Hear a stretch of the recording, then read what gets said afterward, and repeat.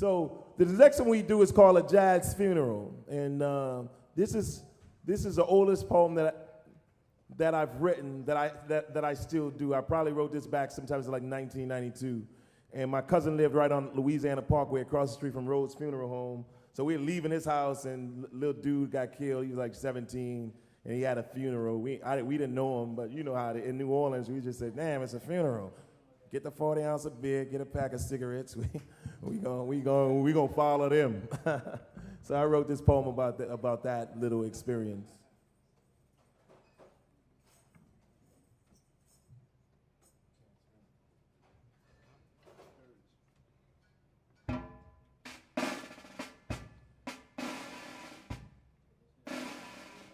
So you know, with traditionally, like if you had a jazz funeral, you know, while you still have that coffin, that casket, you know, traditionally they play like hymns the whole way, right? And there's a dirge, and you know, where Baba Tunji at? He's still here.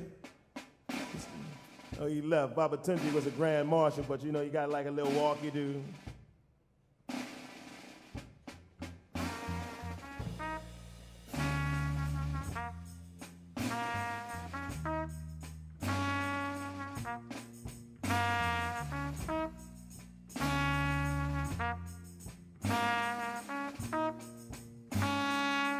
So you do that number until you release the body. And once you do that, then we pick up the tempo, do our thing, celebrate that person's life, you know?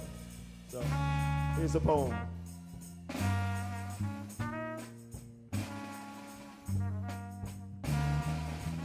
The very soft, slow, euphonic rhythm of the jazz band ripens the atmosphere.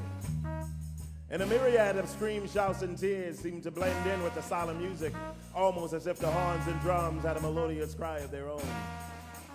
With a 40 ounce in one hand and a cigarette in the other, to calm my nerves and soothe my soul, along with the others I gently rock from side to side, as the young brother's casket is brought from the sanctuary of the church to the back of a hearse, where we all began to prepare for his last dance, his last ride, his last party.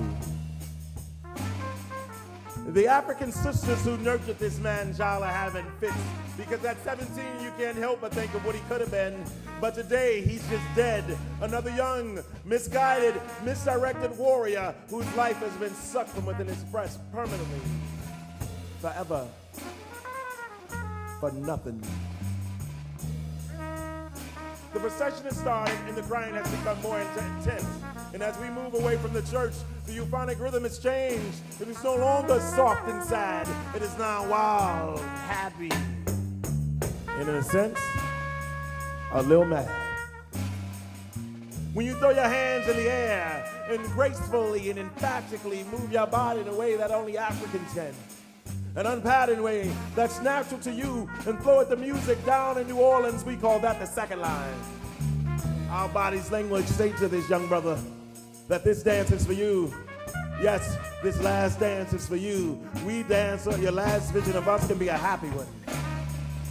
And as we party past the housing project, this is the last time to see your playground and battlefield, this vicious, brutal, familiar enclave of blackness, where you endured much pain and hurt, mingled with laughter and love. It's the last time to see the rough, happy, innocent, nappy-haired little boys on their bikes that remind you so much of yourself when you were 10 and innocent. The last time to see the old sisters sitting on the porches, becoming wiser by the day.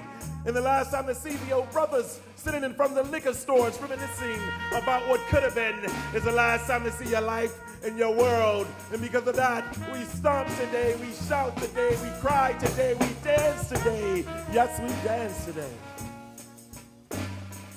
And when we get to the candy store, the place where your life was quickly halted, the euphonic rhythm changes yet again.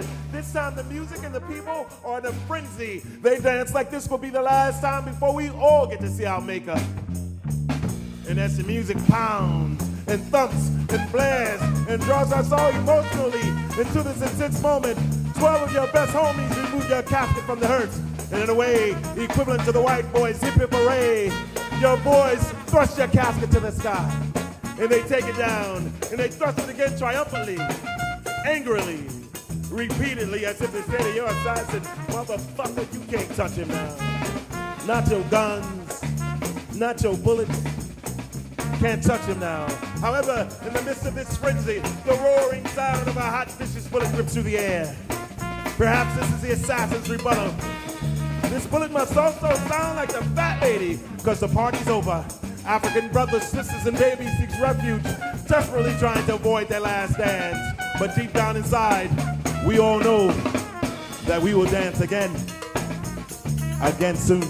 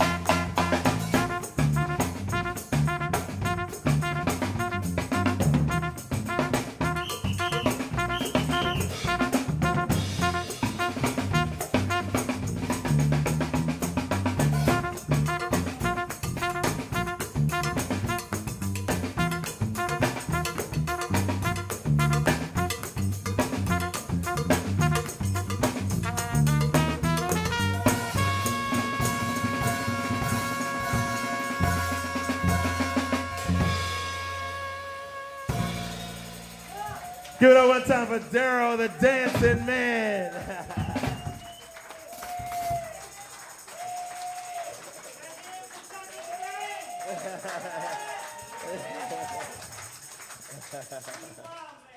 It's hot, y'all. It's hot, baby.